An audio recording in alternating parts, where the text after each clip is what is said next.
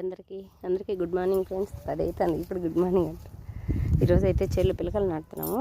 చూడండి, అంటు పిలకలు అన్నీ అయిపోయినాయి కదా, వాళ్ళకి అన్నం ఎత్తుకొచ్చిన ఫ్రెండ్స్. 10 మంది కూలోళ్ళు, కానీ మేమైతే నాటలేం కదా, ఒకరు ఇద్దరు చేసే పని కాదు ఇది. అన్నీ అయిపోయినాయి, ఇంకొక అయ్యి ఉన్నదంట. సద్దనం తినేసి వెళ్ళిపోతారేమో. అవి ఉన్నాయి, మొత్తం బుడ్ చేసినారు. అంటు పిలకలు అయితే నాటుతున్నాము. అన్నం అయితే చేసుకొచ్చినాను. పప్పు, రసం, అన్నం తినే దానికి ప్లేట్లు అన్నీ సప్లై చేయాలి ఫ్రెండ్స్. చూడండి, చేసుకొని వచ్చేసినాను.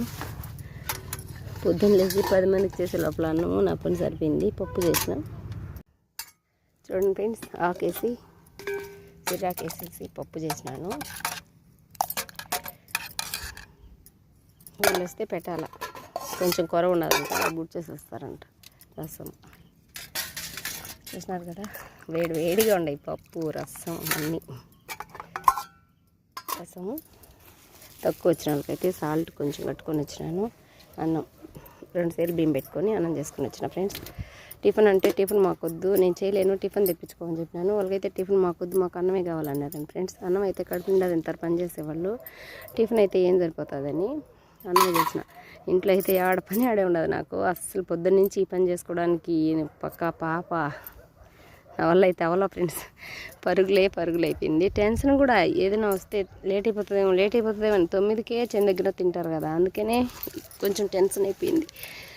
మొత్తానికి అయితే తీసుకొచ్చినాను. నీళ్ళు అయితే పొద్దున్న తీసుకొచ్చినాడు, క్యాన్ వాళ్ళ దగ్గరే ఉన్నాయంట. ఫిల్టర్ నీళ్ళు కూడా తీసుకురావాలి ఫ్రెండ్స్. మామూలు నీళ్ళు అయితే మోటార్ నీళ్ళు తాగరు. ఫిల్టర్ నీళ్ళు కూడా పొద్దునే క్యాన్ తీసుకొచ్చినాడు, వాళ్ళ దగ్గరే ఉన్నాయి. వాళ్ళు వచ్చేటప్పుడు ఏమో తీసుకొస్తారు, తింటారు. మొత్తం అయిపోయినాయి.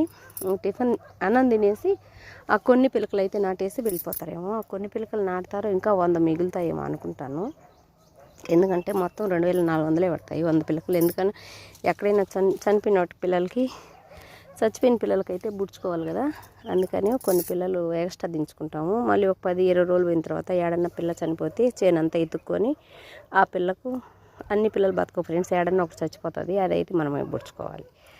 పరందకాయలు అయితే కోసినారు. కోసిన తర్వాతనే పిలకలు అయితే నాటుతున్నాము.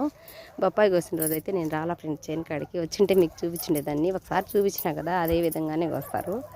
చూడండి, బూజు రోగం పడిందనుకో, ఈ పరవం చెట్లకి అంతా పెద్ద రోయింపు. చూడు, ఇలా బూజు రోగం పడిందనుకో అస్సలు ఇంకా చెట్టే పనికి రాదు, ఎక్కిరాదు. 2 సార్లు కొట్టినాడు రోగరంతా. చూడు ఎలా పడి సత్తందో చూడండి.